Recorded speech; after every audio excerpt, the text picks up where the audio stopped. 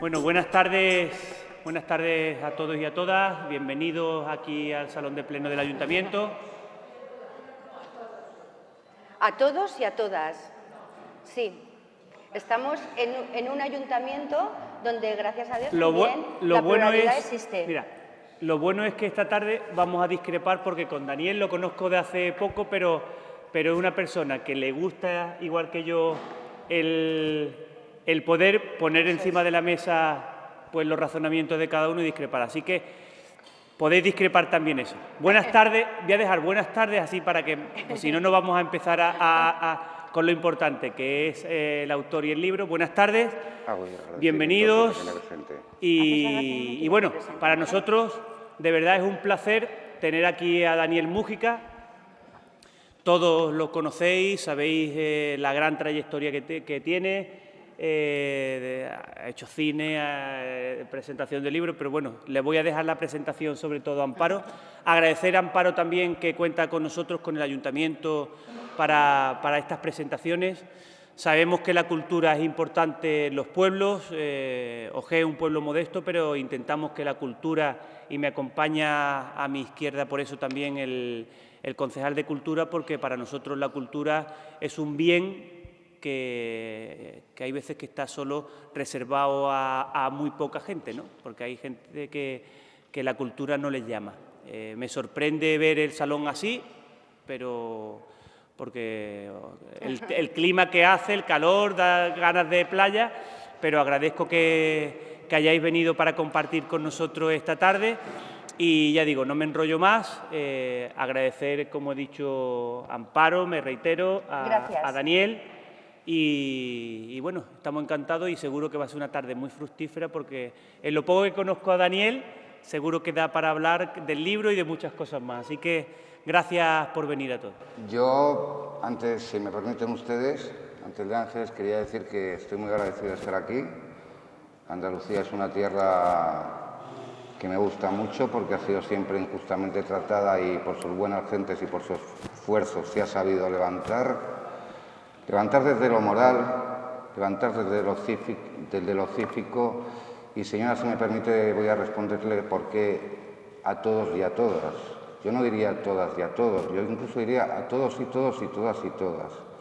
Digamos que si es algo privativo dentro de la libertad, es la libertad sexual y la libertad de género.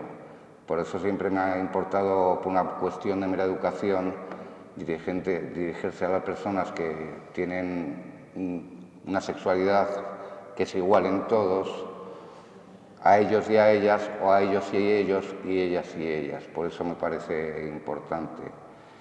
Gracias a ustedes por asistir, repito, y gracias desde luego al Ayuntamiento por invitarme, porque para mí es un honor estar en una tierra de audaces. Gracias, Daniel. Me ha encantado. Sabéis que yo en el grupo de encuentros siempre me dirijo a todos y a todas, porque aunque ya sé que no es un término contemplado por la Real Academia Española, la Real Academia Española está renovándose todos los días, o sea, es decir, es versátil y se está renovando y llegará un momento que se contemple esta paridad. Entonces, bueno, pues si nos hemos adelantado en la historia de los tiempos, pues ahí estamos. Y con ello dejamos zanjada la polémica y seguimos con este encuentro dándole las gracias a Daniel Múgica, que ha venido, fijaros, hace unos días, hace menos de un mes, le estaba presentando a Alfonso Guerra el libro en Madrid, ¿no? Que Alfonso decía que la dulzura, el libro que vamos a presentar aquí, no solo es Gadea, no solo es una historia de mujeres, de Gadea, de Malena, de Raquel, es una historia donde convergen varias novelas, la del judaísmo, la del terrorismo, pero sobre todo, como Daniel diría, la del amor y la de la libertad, que para él la libertad es la hija del amor, ¿no? Efectivamente. Ya presentarle a él, es novelista, dramaturgo, guionista, realizador, hijo de ministro, aunque nunca le ha gustado que le dijeran soy el hijo de ministro, pero bueno, don Enrique Múgica, que fue defensor del pueblo y fue uno de los grandes ministros de justicia que tuvo este país, pues algo ha heredado de esa sangre. Y precisamente en este libro, que es el primero, viene una trilogía que va a escribir sobre terrorismo. Este está basado, sus páginas nos devuelven al 11M, de nuevo, ¿no? Aquella, se me pone el pelo de gallina al decirlo, pero es verdad, aquel fatídico día en que el mundo convulsionó con Atocha. Y Daniel ha empezado con un tema muy importante, pero siempre desde el punto de que solo el amor nos puede salvar. Sus dos siguientes novelas será una sobre ETA y otra será el atentado en Marrakech, tema judaísmo, y ha querido empezar con el 11M. Y solo os puedo decir que la dulzura es una caricia en la cara. Es como cuando en verano nos viene esa leve brisa que te da así un cachetillo en el moflete, pues eso es la dulzura. Bienvenido, Daniel, gracias por estar hoy con nosotros. Arrancamos con la desaparición de Gadea. ¿Esta reflexión es simplemente para arrancar la historia de la dulzura? No, no exactamente. A ver, yo quería escribir la novela. Primero voy a hacer una comparación, siempre son odiosas, pero espero que ustedes las entiendan. Patria, la novela ganadora de Aramburu, ganadora de tantos premios este año, es una novela para mí importantísima, mucho más allá de su calidad literaria, porque digamos que nadie que haya vivido en Euskadi, Vascongadas o País Vasco, que son las tres denominaciones que tiene, sabía qué estaba pasando ahí con las víctimas del terrorismo y con los etarras. Voy a hacer un inciso. Yo a ETA no le pido, yo a ETA le exijo que venga de rodillas en el fango, con la cabeza paja, llena de bazofia moral, a pedir perdón a todas las víctimas del terrorismo. Eso es lo que le pido a ETA. Y eso es lo que le pido a los yihadistas supremacistas de los atentados del 11M, porque lo que quieren es arrebatarnos la libertad. Y entiendo también que desde el Estado de Derecho y con las leyes lo vamos a lograr.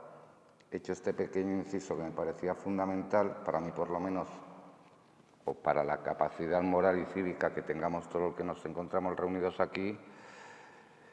El personaje de Gadea era un personaje importante primero porque tiene una persona con esquizofrenia paranoide, y esto es locura, pero la perspectiva es otra, hay un estigma social hacia la locura. Lo que pasa es que los locos hay una cosa que son mucho más cuerdos que nosotros, por lo siguiente, ellos no tienen cortapisas morales, no tienen que vivir de acuerdo a una normativa social, ni siquiera tienen que, por decirlo de una manera vulgar, cortarse en los tiempos de explicitar sus sentimientos. Quiere decir que cuando el loco te habla de amor, te habla desde la sinceridad. Y eso para mí era importante. ¿Por qué? Porque primero quería contar una novela sobre el terrorismo, pero volviendo a lo de Aramburu, si fuera de España, fuera de Euskadi, no se sabía lo que pasaba, con esta novela marqué varios objetivos. Uno de ellos es que se supiera exactamente qué pasó aquel terrible día de los atentados en Madrid. La gente que vivía fuera de Madrid, porque para los que vivimos en Madrid fue realmente angustioso. Porque aunque no hubieran muerto familiares y amigos, habían sido asesinados de una manera brutal y salvaje con ciudadanos con los que habíamos compartido vida sin darnos cuenta. Digamos que cuando cae alguien del sitio en donde vives, te das cuenta que todo lo que viene en la misma ciudad o en el mismo lugar forman su propia comunidad diversa de las demás. Eso es lo que produce la angustia, a mi entender. Entonces me propuse primero contar con la comparación de Aramburu, si me permiten, sin entrar en ninguno de los dos libros, qué significó aquel día para los que vivíamos en Madrid, porque Madrid, como decía Ortega, es rompeolas de todas las Españas. Es decir, allí todo el mundo es bien recibido, venga de donde venga y tenga la religión que tenga, la orientación sexual que tenga y el trabajo que tenga. Sea minero novelista, yo soy novelista, mi trabajo es intentar ampliar la imaginación de la gente el minero es minero, su trabajo es proporcionar materiales con los que construir casas que nos cobijan del duro invierno y del caluroso verano. Son dos trabajos iguales en el fondo, no hay uno más importante que otro, igual que no hay nadie más que nadie. Eso también está en la novela. Primero Gadea tenía que tener ese perfil. Al tener ese perfil, todos se enamoran de ella y ella enamora a todos. El segundo objetivo que me planteé era que fuera una novela muy fluida, que pese a ser una novela intimista, que habla sobre todo desde las emociones, porque las reflexiones prefiero dejárselos a los intelectuales y a los grandes profesionales de la prensa y de la sociología que se dedican al tema del terrorismo. Quería que hablara de las emociones y por eso necesitaba que tuviera un ritmo muy fluido. Y la tercera y más importante de todos, que es lo que más me ha costado, y según la crítica, además el premio dijo, al darme el premio, que fue el premio Jaén de novela, que por cierto, el año pasado te dieron por esta novela, estoy muy orgulloso que me den otro premio aquí, porque aquí en Andalucía ya van dos, que es el Ateneo de Sevilla y el Jaén, que son premios importantes. Yo soy un vasco, no entiendo nada, pero en fin, encantado de la vida. Entonces, la tercera cosa que me importaba mucho es que fuera una novela que se leyese pese al drama y pese a la tragedia de una forma muy bella, muy hermosa, que el lector o la lectora, o los lectores en general, estuvieran leyendo algo que siempre fuera bonito. Es que es casi como una excusa para hacer un homenaje a las víctimas del terrorismo que vienen una a una al final del libro. Es la dedicatoria. La dedicatoria no falta ni una sola de las víctimas son todas, en él. Son todas. Entonces ha sido como una excusa, como... La excusa es el amor, pero ¿por qué? ¿Por qué era preciso contar el amor? El trasfondo de la historia es el terrorismo, pero la historia principal es el amor. ¿Por qué? Y también me empeñé en que fuera una novela que fuera, como ha dicho bien Amparo, una caricia. El jurado del premio Jaén, de forma unánime, dijo que me premiaba sobre todo por eso, porque al ser un tema sobrecogedor, su lectura alimentaba instintos de bondad, instintos de amor. ¿Por qué el amor? Nos puede salvar de todo, no de casi todo. Yo supongo que cualquiera de ustedes llega a su casa, abraza a su pareja le abraza o sus hijos le abrazan cuando ven la tristeza con la que llega, o si son creyentes, rezan al Dios en el que ustedes crean. Esa tristeza, gracias al amor, siempre se ve menguada en cualquier situación humana, porque tiene que ver con nuestros conflictos y tiene que ver con nuestros defectos y virtudes. Porque el amor, como es todo, está lleno de defectos y virtudes. Y me lo planteé. Yo podría decir que lo he conseguido, no lo voy a decir porque sería muy vanidoso por mi parte, pero sí puedo afirmar, porque está escrito en negro sobre blanco, que el 100% de la crítica ha dicho lo mismo. Por eso era importante, pero sobre todo es una historia de amor en un contexto de terrorismo, donde hay una mujer que se llama Gadea, de 35 años, una mujer muy especial desde el otro sentido de la palabra. En la novela también digo que nadie conoce a nadie, que toda persona es una isla, todo el mundo es especial. No conozco a nadie que no sea especial, todo el mundo tiene una historia personal que contar y todo el mundo merece una novela. Porque todos son diferentes y vemos las cosas desde perspectivas diferentes, con un pensamiento unívoco, unilateral y verídico hacia la vida siempre. Otra cosa es que los pongamos o no por razones que a nadie le atañen y que solo son nuestras. Pero sabiendo que todos somos especiales, yo quería un personaje un poquito más especial, que viera todo con amor.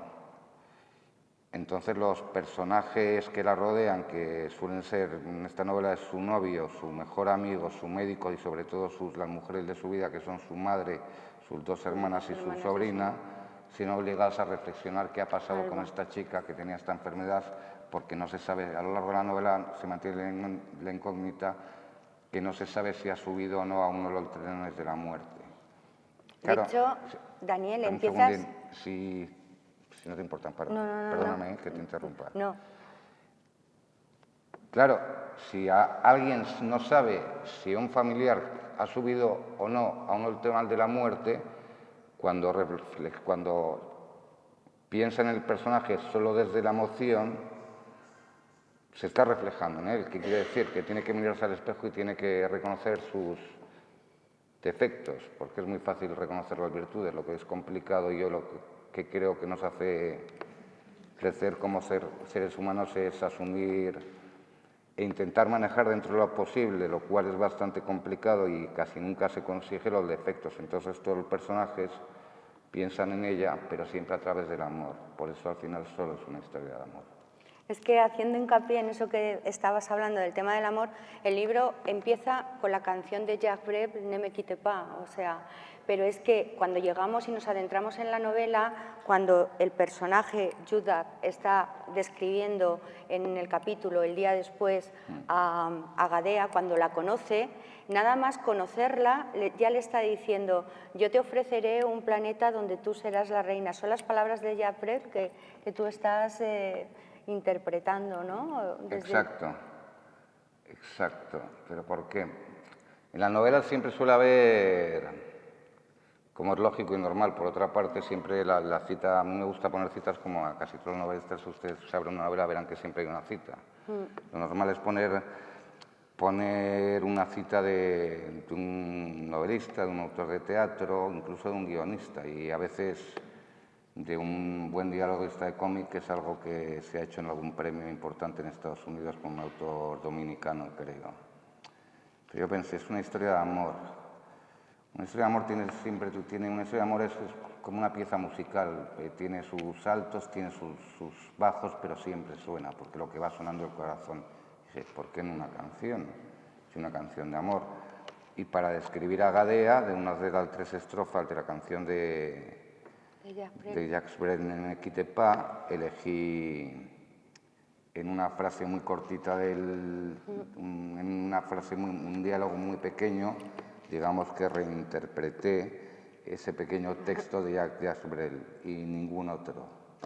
Es que él es único en escribir. Sí. Yo es mi canción favorita y entonces cuando llegué a ese trozo, claro, es que digo, mira, Daniela, pero recuerdo algunos libros dedicados al tema también del 11M, como el que ha hecho García Ortega o Mateo Díez o Sonsoles Onega. ¿Tú crees que se deberían haber escrito más libros de este tema? ¿Por qué no se ha producido más literatura sobre estos atentados? Hombre,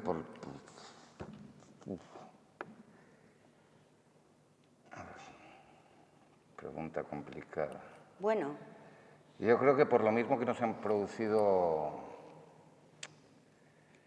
Vamos a ver, son temas convergentes y divergentes, y creo que... ¿Qué nos da miedo contar? Venga, esa es la pregunta. Vamos, ¿qué nos da miedo contar? Son temas convergentes y divergentes. No voy a citarlos, pero hay 3 articulistas, o 4, mejor dicho, 5 articulistas muy importantes en este país, que durante 30 años de matanzas de ETA no han dicho una palabra contra ETA. Yo eso lo llamo directamente cobardes.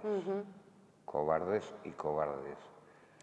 No entra dentro de una conciencia normal, no entra dentro de la decencia y de lo que yo considero moral, que nadie que se dedique a escribir no critique a una banda terrorista y de manera dura. ¿Por qué? Porque a los escritores que vivimos en democracia, la libertad de expresión es lo que nos permite desarrollar nuestro trabajo. Por eso la mayoría de los escritores, o muchos de nosotros, no vivimos en la Torre de Marfil, vivimos el día a día defendiendo las leyes y el imperio de la ley y la democracia que todos nos damos en las urnas. Entonces me fastidian y aborrezco a esos cobardes que desarrollan un trabajo que les da la democracia y no se atreven a escribir contra los cobardes. Por eso no se han hecho novelas sobre ETA.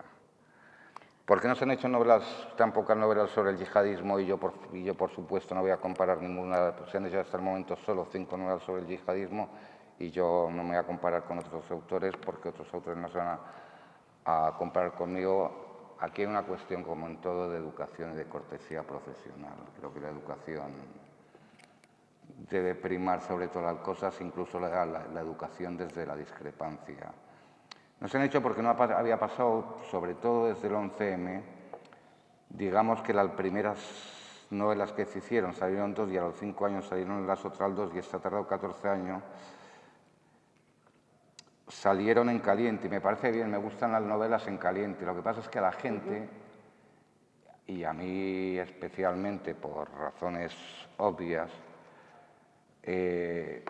nos ha costado mucho asimilar que después de la barbarie de ETA sufrido durante 30 años, ahora somos el punto de mira como toda Europa de los yihadistas. Y claro, eso hay que regurgitarlo en la garganta como si fuera una magdalena pasada de tiempo y de horno, y hay que saber tragárselo, y eso duele, eso duele, eso duele.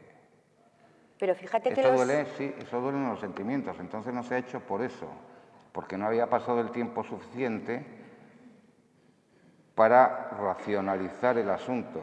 Yo me planteé escribir la novela el día de los atentados. Salí angustiadísimo, como todo Madrid, porque ustedes, no sé si alguno de ustedes estuvo allí, pero vamos, hombre, he vivido momentos muy angustiosos en San Sebastián y en Euskadi.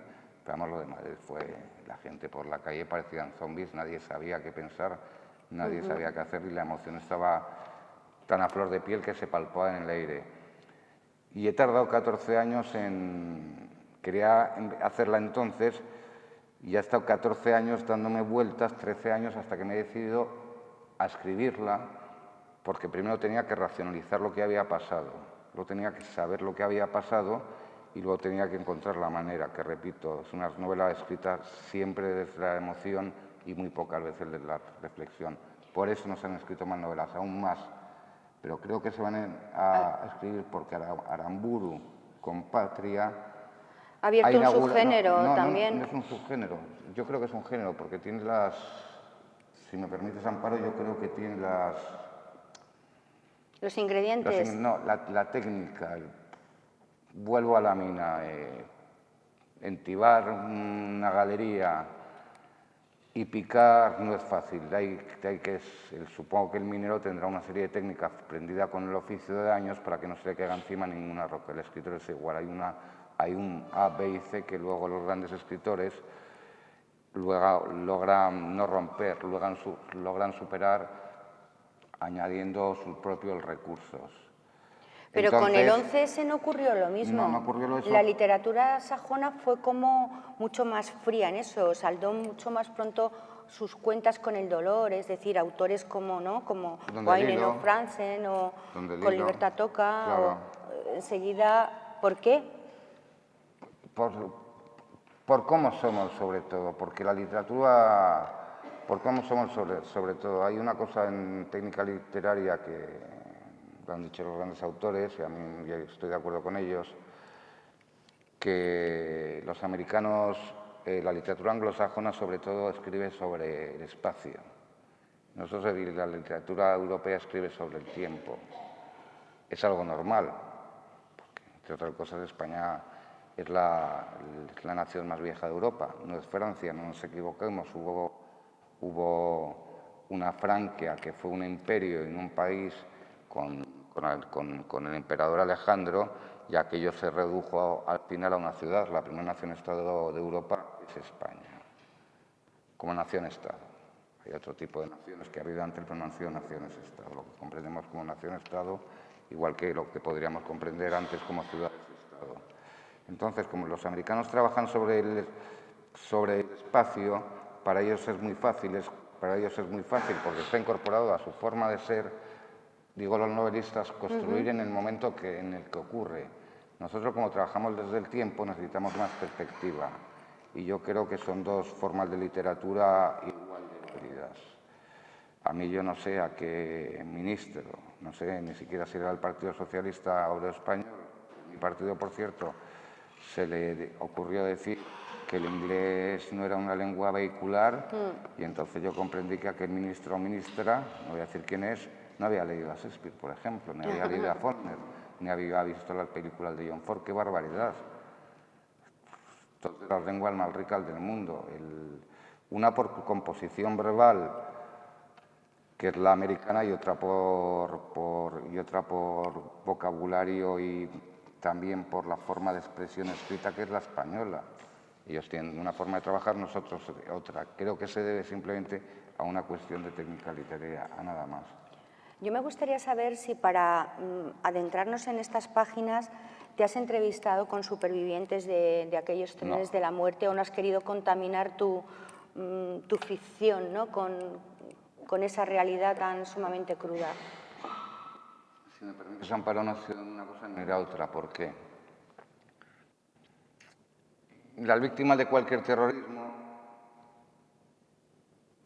he conocido a víctimas del yihadismo, pero no por entrevistarme por ellas, porque las he conocido porque me se han presentado conocidos. Solo por eso, en cambio, porque estoy muy implicado por razones personales en la lucha contra ETA. Claro, tu tío fue asesinado. A mi tío lo asesinaron. Soy por razones personales, políticas y morales implicados en la lucha contra ETA. Tengo muchos amigos que son víctimas del terrorismo, donde a lo largo de muchos años hemos tenido discusiones, amistades, lloros y alegrías, y hemos analizado muy a fondo el problema. Y cuando me han presentado a víctimas, a familiares de gente que ha muerto en el tren de la muerte el 11 de marzo de 2004, me han contado lo mismo. En el fondo me han contado lo mismo. Yo entonces descubrí, pero digo desde el 4 hasta ahora, desde los años que han pasado, y he visto algunos, y los sentimientos son exactamente los mismos. No me hacían falta porque simplemente lo llevo incorporado como forma de mi vida y de mi pensamiento. ¿Y por qué las víctimas se dividieron en tantos bandos cuando en realidad estaban reivindicando lo mismo? Hasta cierto punto hemos visto como si se hubieran sido instrumento de derechas, de izquierdas, de partidos políticos. Las víctimas no se han dividido, a las víctimas las han utilizado, que es diferente. Las ha utilizado el Partido Popular. Yo hablo solo de los gobiernos de los dos gobiernos que han gobernado España tradicionalmente. No hablo de la UCD porque el fenómeno de las víctimas hasta el año 78, que es cuando desaparece, y hasta el 82, que es cuando desaparece la UCD, existe, pero todavía no se han formulado teorías serias, sociales y antropológicas sobre lo que significa ser una víctima del terrorismo. Tanto el Partido Popular como mi partido, que es el Partido Socialista Obrero Español, han querido instrumentalizar a las víctimas y además lo han conseguido, lo cual es una absoluta indecencia. Y digo por qué. Porque nadie tiene derecho a jugar con el dolor del otro. Y hacer política desde los dos grandes partidos con el dolor del otro hace que las organizaciones de las víctimas se separen y no se vuelvan a juntar. Además es lógico y es humano. Es humano que uno se crea que su muerto es más importante que el otro muerto, aunque yo sepa que todos los muertos y todas las víctimas del terrorismo son iguales, pero que es muy humano pensar que a lo mejor yo creo que mi tío es más importante que Miguel Ángel Blanco, la muerte de mi tío es más importante que la de Miguel Ángel Blanco. Y es humano pensar, y le tengo que decirle legítimamente que si lo piensas adelante y debes pensarlo, que es más importante la muerte de tu hermano, querida Marimar Blanco, que es amiga mía del Partido Popular, que la de mi tío. Cosa que yo no es así, cosa que yo sé que no es así, y me consta que no es así, pero es humano, y lo humano hay que aceptarlo. Una cosa es aceptarlo y otra es utilizarlo. Pues, por tanto, me repugna que los dos partidos políticos, intentando instrumentalizar a las víctimas del terrorismo, que ahora ya es un tema superado, las han dividido por completo. Pero confío también en que al final, tras la desaparición de ETA sobre todo, no la desaparición, luego hablaré de eso porque ETA no ha desaparecido. ¿ETA no ha desaparecido? No. Luego hablaré de eso. Tras el fin de la violencia etarra, que no es la desaparición de ETA, yo creo que tanto las víctimas de ETA como las víctimas del yihadismo se van a poner de acuerdo en una gran mesa redonda, porque ya no existe elemento criminal, aunque sí exista el elemento de violencia psíquica, que es otra cosa. que es a lo que me refería antes de la guerra contra el olvido. ETA no ha desaparecido en absoluto. Pero no han pedido perdón. No, Por eso es tal peor que vez... eso, es peor que eso. No es que no hayan perdido perdón, es que no han desaparecido. A ver, ETA no solo quería el poder. ETA siempre ha querido el poder y mediante la sangre. Y eso es un fascismo, es una forma de fascismo, es una sociedad totalitaria. Me da igual que sea un estalinista, que sea la Venezuela de Maduro o que sea la dictadura de Franco. Todo es fascismo, todo es coacción política y el poder a través de la muerte, del dolor y de la tortura. Pero eso queda, eso queda. ETA tiene a Sortu, ETA tiene al sindicato LAB, ETA tiene a HB Bildu. Y a nosotros, que somos los familiares de los fallecidos, lo que buscamos es la reparación moral de nuestros muertos. Qué poco pedimos. Y hay muchas formas de hacerla. Qué poco pedimos. Y nos lo niegan. Eso quiere decir que la banda se ha extinguido, pero su idea no. Y en esa pelea democrática estamos. Por eso digo que ETA sigue vigente. Si la idea sigue vigente, si la idea del totalitarismo, aunque no se produzca la violencia, sigue vigente y actúa desde la presión psíquica, sigue siendo otra forma de violencia. Por tanto, ETA no ha desaparecido del todo, en mi opinión. Daniel, ¿a ti qué te pareció la eterna duda, la gran controversia política que ha habido sobre la naturaleza de los atentados? Es decir, yo creo que fue el gran impedimento para hacer un duelo adecuado. ¿De qué atentados? ¿Del 11M? Sí, del 11M. Bueno, es que... No, voy a decir la verdad de lo que pienso. Es la primera vez que lo que pienso y lo voy a decir absolutamente. El Partido Popular en ese momento tenía todo el papel tal de perder. Por tres aspectos fundamentales. Porque todos los presidentes, tanto los socialistas como los populares, en los dos años últimos de gobierno, se monclovizan, pierden el sentido de la realidad. Pasa a todos. A los nuestros, al mío como socialista y al de los populares como el otro gran grupo de la oposición, donde tengo grandes amigos, por cierto, ¿por qué no decirlo? Claro. Creo que si la gente se comprende y es normal, pues puede tener amigos, da igual de donde sean, mientras no sean terroristas o totalitaristas, ¿qué más da? Todos somos humanos, ¿qué más da cómo piensa el otro? Pues te ríes, discutes, no discutes o no hablas y ya está y no pasa nada, somos amigos. Pero claro, el PP podía haber perdido esas elecciones por eso, por la boda del presidente Aznar contra el que no tengo nada, porque no tengo nada contra ningún presidente, sea de derechas o de izquierdas, porque creo que con sus luces y con sus sombras todos han intentado dar lo mejor para España. Estoy harto de oír hablar de este país, prefiero hablar de la España plural y diversa en las que todos y todas convivimos.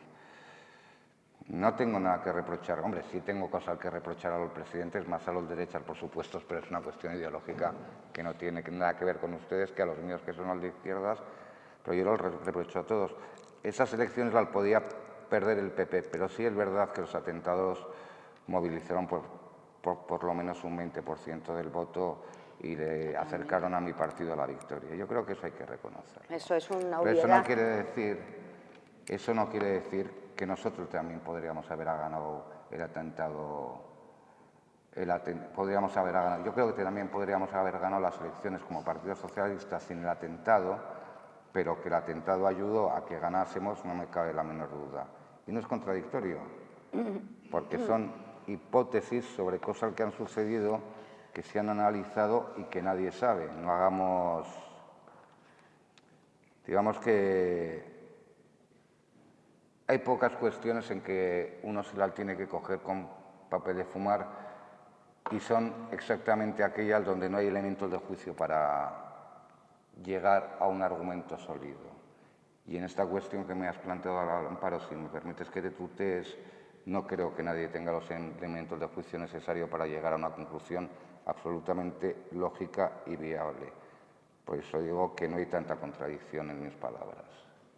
Daniel, tú estabas terminando el libro cuando sucedieron los atentados de Barcelona aproximadamente, ¿no? Sí, justo. Este verano. Entonces, ¿Esto te volvió a remover como ciudadano más que como narrador y te agitó de alguna manera removiéndote por dentro? Bueno, me agitó porque me pilló, me agitó como ciudadano, por supuesto, porque yo odio que maten a mis conciudadanos y los catalanes son mis conciudadanos y yo los adoro. No nos confundamos, cuidado, no nos confundamos, que aquí puede haber un problema grave.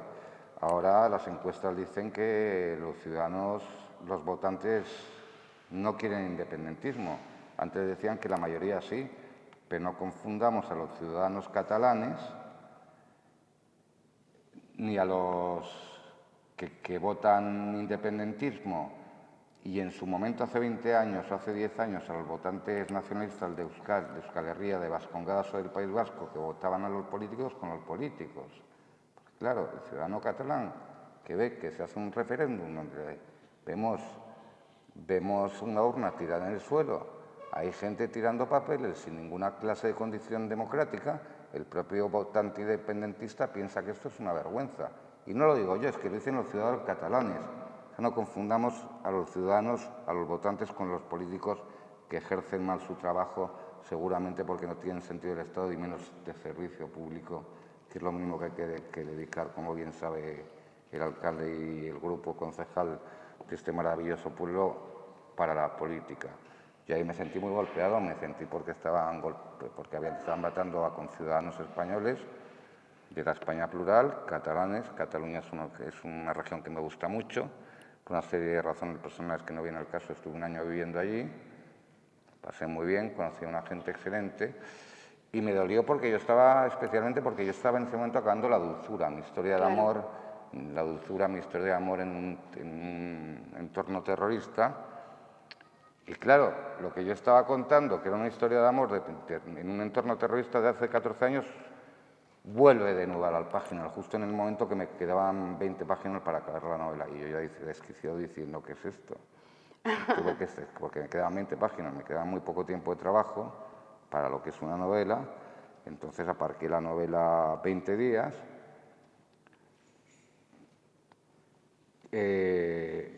Conseguí reposar mis emociones y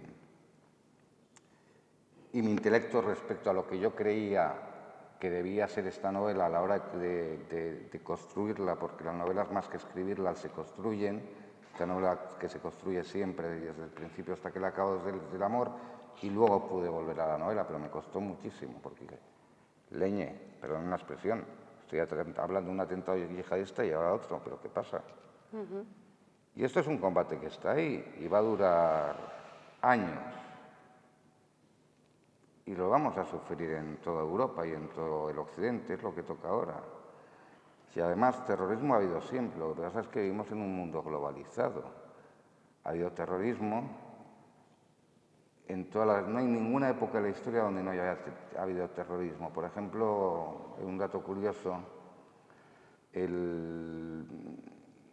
la propiedad privada se construye, no la construyen los Australopithecus. Esto es un dato interesante y voy a decir por qué lo comento. Lo construyen los neandertales cuando se dan cuenta que cada uno que tiene una tierra que cultiva, los neandertales empiezan un poco antes que los Australopithecus a construirla, a labrar la tierra, tienen derecho a su tierra y a su casa. Y ahí aparecen los terroristas, que son prácticamente, animales de los simios, son prácticamente simios. Empiezan por coacción y por poder a matar a sus congéneres para quitarles sus tierras. O sea, esto es algo que ha pasado siempre. Ya sé que puede parecer una broma, pero por desgracia esa es la historia. Ahora bien, el movimiento está globalizado, somos una especie muy evolucionada, yo creo que una especie muy mala en unas cosas, pero maravillosa en lo principal, que es el amor, el sentido de la justicia, el sentido de la libertad, el sentido de la decencia, que creo que casi todos lo tenemos, menos los que se merecen estar en las cárceles. Que, por cierto, hoy ha ingresado Iñaki Urdangarín. Sí, que se merece también, es un ciudadano más. Me da igual que sea la familia real o no. Yo creo que un rey es imprescindible en España siempre que haya nacionalismos, pero oiga, si usted la hace, la paga. Me da igual que sea pobre, que sea rico o no. Hombre, a lo mejor la justicia no es igual para todos, porque si usted comete un robo o un asesinato y tiene 500.000 euros, puede pagar la fianza. Si usted es un trabajador, a lo mejor no puede pagar la fianza. O sea que digamos que todavía hay que mejorar algunas cosas de la justicia. Tenemos que decir que ha ido a la prisión donde ha estado Isabel García Marcos, que fue una de las concejalas de aquí del Partido Socialista involucrada en el caso Malaya. Ha ido a una cárcel de mujeres. A mí... Además de la de Roldán. A mí ese comentario me interesa, que haya ido a una cárcel de mujeres para sentirse más protegido, porque todo el que es un ladrón de lo público siempre es un cobarde. Y encima se cree mejor que los demás, porque piensa que nunca se lo van a pillar. Oye, chico o chica, perdona, tú eres tonto. Siempre hay gente, o hay gente más inteligente que tú, y la policía española sabe trabajar de verdad. Además, las fuerzas y cuerpos de seguridad del Estado de España están considerados entre los 5 mejores del mundo. Por cierto, en lo que respecta al trato al ciudadano, la Policía Nacional de España es la segunda mejor considerada del mundo después de la inglesa. Tenemos a policías aquí. Lo digo, que se sepa. Y el ejército, que protege los muros de la libertad, están considerados también entre los mejores del mundo. Ha costado. Lo hemos hecho en poco tiempo entre todos, pero ha costado.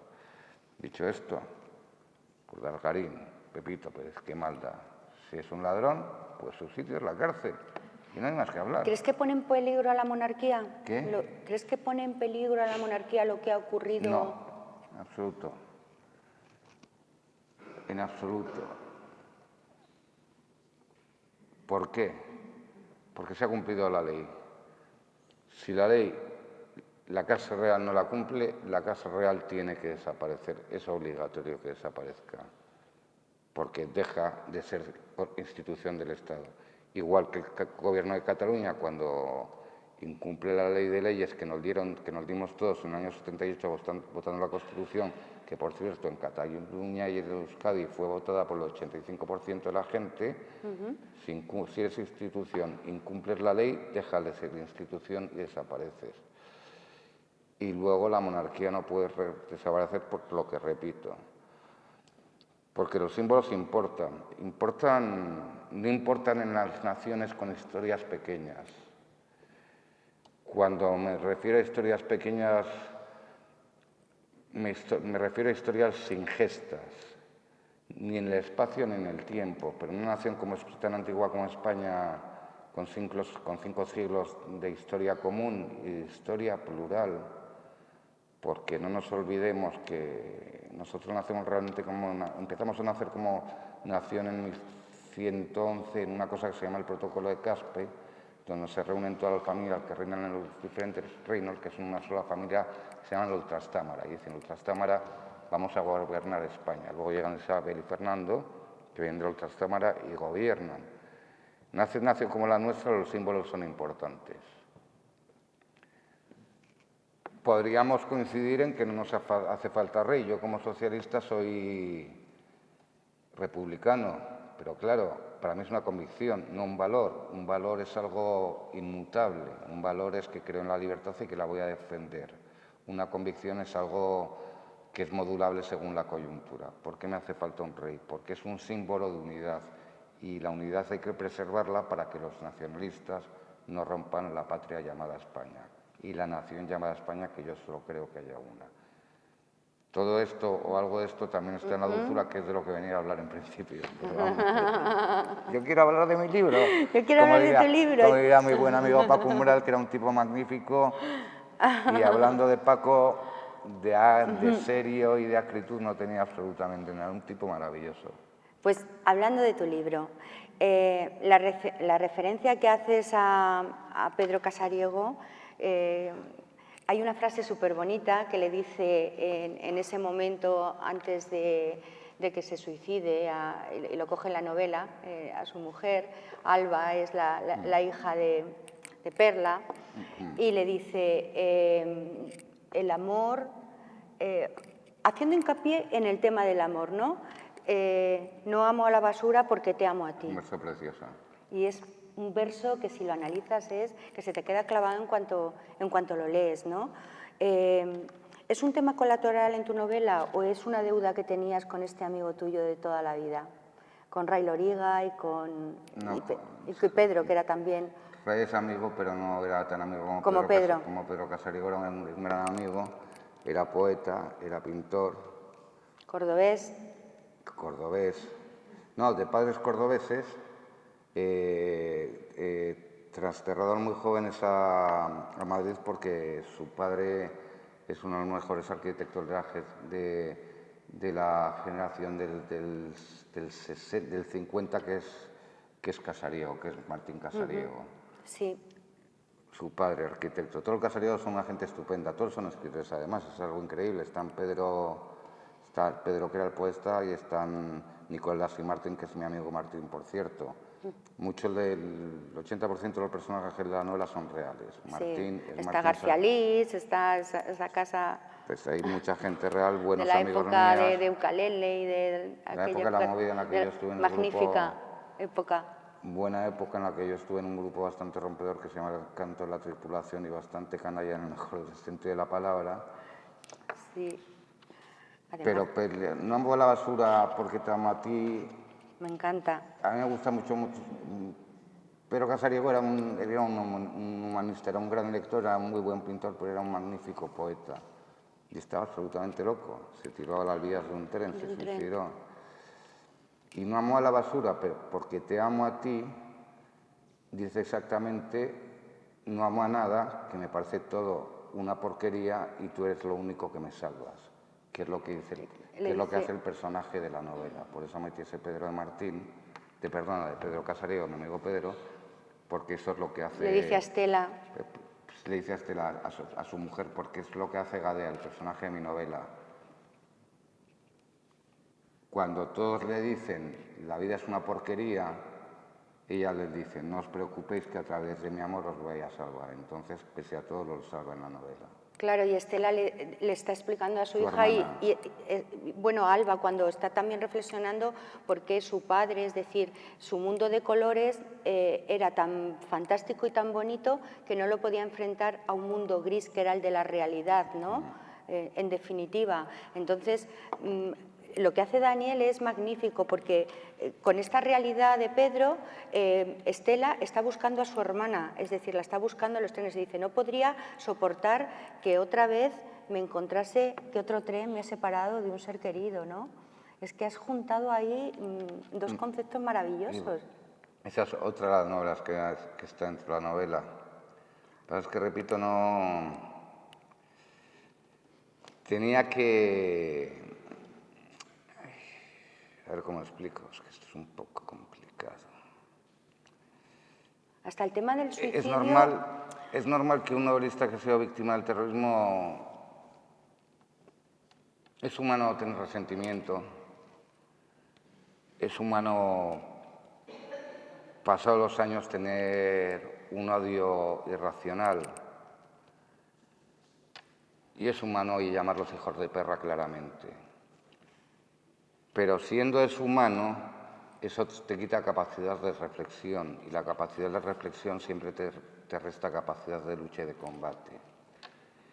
Y la capacidad y perder capacidad de pensamiento también te resta capacidad de amar, porque el amor que sientes ya no es racional, es puramente animal, y el amor para mí, si me permiten la expresión, tiene que ser puramente animal en la cama, porque somos animales sexuales.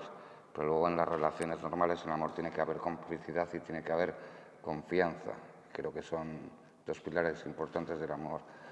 Entonces a mí me ha costado mucho convertir todo ese odio personal y todo ese rencor personal hacia ETA y hacia los yihadistas en reflexión para realmente escribir una novela hermosa, una novela que todos ustedes recibirán como una brisa de belleza hacia el interior, de belleza de lo precioso que es lo más profundo del alma, que siempre es el sentimiento, y a través del sentimiento la sensación del tacto, la sensación del olor, la sensación de la brisa, incluso los sentidos. Por eso para escribir uno lo puede haber pasado muy mal. Además, las grandes novelas siempre van sobre fracasos, aunque sean grandes novelas de amor. Hay grandes novelas de amor en la historia, pero van sobre fracasos amorosos, pero se ven de una forma bellísima. Y eso creo que me ha costado y lo he hecho, es convertir el rencor en reflexión para centrar la historia de él en el amor. Es sobre todo una historia de amor. El trasfondo es el terrorismo, del que estoy obligado a hablar y siempre me preguntan, pero sobre todo es una historia de amor. Es que solo desde el amor se puede contar el dolor a veces, para que se entienda. No lo sé. Yo sobre esto tenía dudas, pero la he resuelto. Desde el dolor se puede contar todo y desde el fracaso se puede contar todo. Desde el éxito no se puede contar nada. Sobre todo porque son dos grandes impostores, tanto el fracaso como el éxito. Y como son dos grandes impostores, uno no cuenta nada y el otro cuenta todo, lo cual es mentira. Ambas cosas son mentiras. Pero lo que nunca es un impostor es el amor, ni el cariño, ni el aprecio, ni el afecto, ni el dolor. Y no todo es dolor. Claro. En el amor hay una parte del dolor, pero el amor sobre todo es belleza. Hombre, una relación de pareja de 30 años es complicada, pero el amor se convierte, siguiendo siendo amor, se transforma en complicidad y en confianza. Siempre es una historia hermosa el amor. No creo que el amor tenga que ser necesariamente dolor. Hombre, claro que dolor. Las discusiones con la pareja, el arrepentimiento. No cristiano porque soy agnóstico, si me lo permiten, lo digo con todo el respeto hacia los católicos que hay en esta sala o a los musulmanes o judíos como yo que hay en esta sala, pero hay dolor también en la pareja cuando hay pues traición o hay desconfianza o hay discusión, pero si hay amor de verdad, al final todo vuelve a su sitio porque el amor es el que centra siempre, con la pareja, con los hijos y además con la vida, con el amor que se debe tener hacia la vida. Has tocado el tema judío. Sí. En la novela, la manera de ver el bien y el mal, esa es la parte realmente donde sale a la luz tu parte judía. Yo creo más que en el bien y en el mal, hombre, creo en el bien como actitud social y como actitud vital, pero yo creo que habitamos territorios grises todos y que debemos, todos y todas, con perdón, y que debemos, señora, si no me importa, y que debemos aprender a habitar territorios grises. Yo soy primero español y luego me considero judío, y en palabras de Hannah Arendt, una gran intelectual judía, judío asimilado. Judío asimilado, que quiere decir que ese es un judío, en mi caso askenazi. ¿Tu padre es judío también, Enrique? Judíos asimilados, venimos de Cracovia, somos askenazis, hay tres tipos de judíos, los sefardíes, los expulsados de España, los askenazis, que son los europeos, y luego los sabras, que son los nacidos en Israel. Yo soy judío askenazi, mi abuelo vino a San Sebastián, se quedó allí, mi bisabuelo, y soy primero español y después judío asimilado. Pero a mí el judaísmo me interesa y está en la novela también como reivindicación de lo que significa la dignidad humana. ¿Por qué? Porque un pueblo perseguido, machacado, asesinado en los campos de la muerte, casi eliminado por completo, donde somos 11 millones, que aunque solo seamos 11 millones también somos el 25% de los premios Nobel, esta parte tan mínima de la humanidad a la que pertenezco, de tanto ser machacada desde hace más de 3.000 años, empezando por los egipcios, pues ¿qué reivindicamos? Reivindicamos nuestra dignidad a ser una tribu y nuestra identidad, reivindicamos nuestra dignidad a que se respeten nuestras costumbres. Igual que yo respeto, por ejemplo, que un musulmán se ponga 3 veces a rezar el Corán. Es que me da vergüenza la islamofobia, me da vergüenza que Europa, que puede permitir ciertas democracias no estables como está pasando ahora en Hungría y en Polonia y en Rusia, donde hay una persecución homosexual tremenda, que todos piensen que todos los musulmanes son unos asesinos. Oiga usted, Son 3.000 millones de personas. ¿Qué barbaridad se está diciendo? Habrá 20.000, 30.000 fanáticos y asesinos, pero usted va a llamar a 3.000 millones de personas fanáticos. Los musulmanes son gente de bien, igual que son los católicos y los judíos, la mayoría, que quieren que se respete su dignidad. Y mi parte del judaísmo está reflejada en esta novela. Pues la parte mínima porque solo aparece al final. Claro, bueno, pero Solo también en aparece el al tema final. del análisis que haces de los atentados provocados por el judaísmo, tu parte judía también queda ahí. Queda reflejada, pero queda reflejada al final, porque yo realmente en el libro no hago análisis,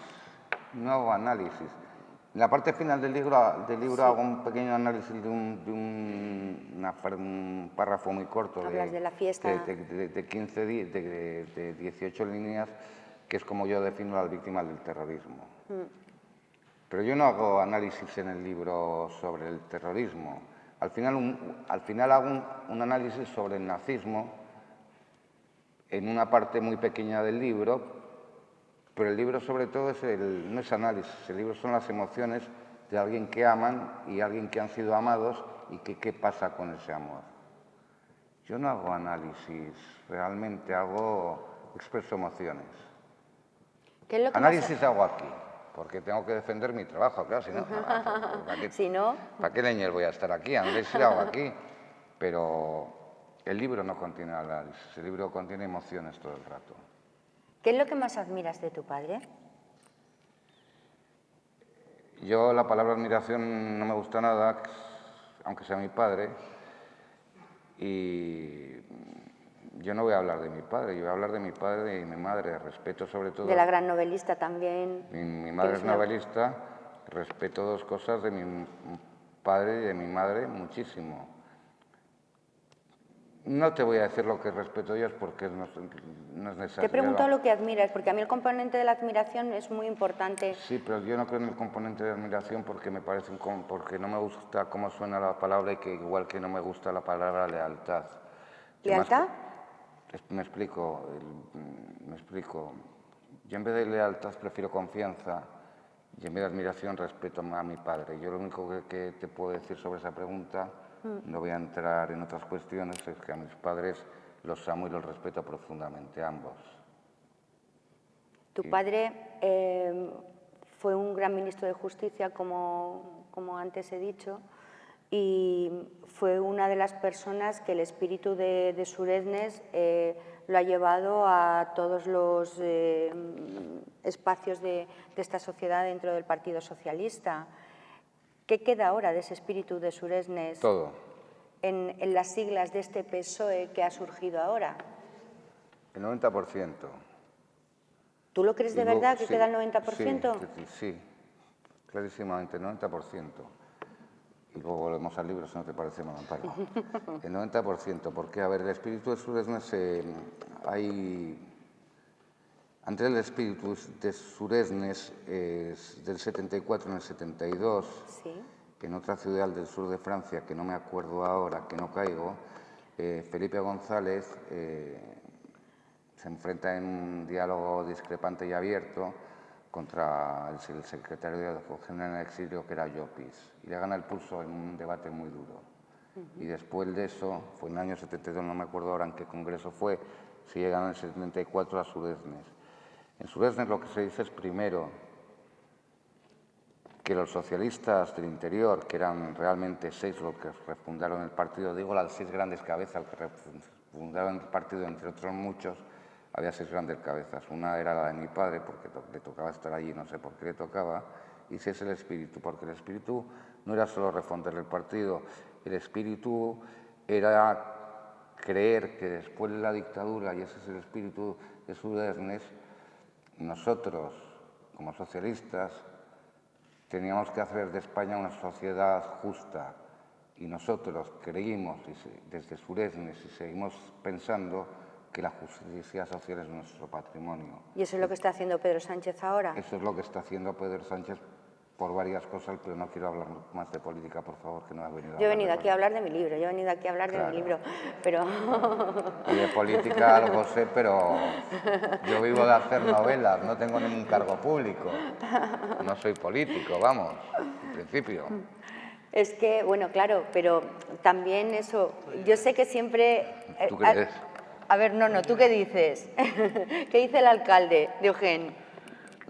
No, le decía un poco en broma que no es político por ahora, que todavía es joven para poder Es que yo le dedicarse a estaba la diciendo política. antes si no había pensado en una inversión en la política, porque es verdad que con la templanza que tiene, la manera de enfocar y la sabiduría que tiene en la cuna en la que se ha criado, ¿no? No tiene que ver con la cuna. Yo creo que la gente cuando habla no tiene que ver con la cuna. La cuna no... No. Mira, Federico García Lorca nace en la miseria y se convierte en uno de los poetas más importantes de España, poeta andaluz importantísimo, por su voluntad y por su amor a la libertad y por el sufrimiento que ve. Los comuneros son nobles castellanos, pero son bajos hidalgos, que no tienen acceso a la cultura, pero lo intentan contra Isabel y Fernando y lo intentan contra Isabel y Fernando y los decapitan. La cuna es importante, en mi caso es fundamental porque la casa de mi padre está reconocida además públicamente, es una de las bibliotecas privadas más grandes de España, tiene 20 libros. Yo tuve una enfermedad que se llama Pertel de cadera, que es una enfermedad rarísima, que me tuvo 3 años en la cama, 4 de los 7 a los 11 años, y lo único que podía hacer era leer y escribir, y eso es lo que me dedicaba. O sea que yo lo tengo de cuna porque he tenido las herramientas dentro de casa. Pero es mentira que el novelista se hace. El novelista nace con el don, el problema es que lo trabaje o no. Claro, si tú eres un novelista que naces con ese don y no lo trabajas, nunca llegas a ser un buen novelista. Si lo trabajas y tienes suerte, a lo mejor llegas a ser un gran novelista. Pero es algo con lo que se nace, pero luego hay que hacerlo.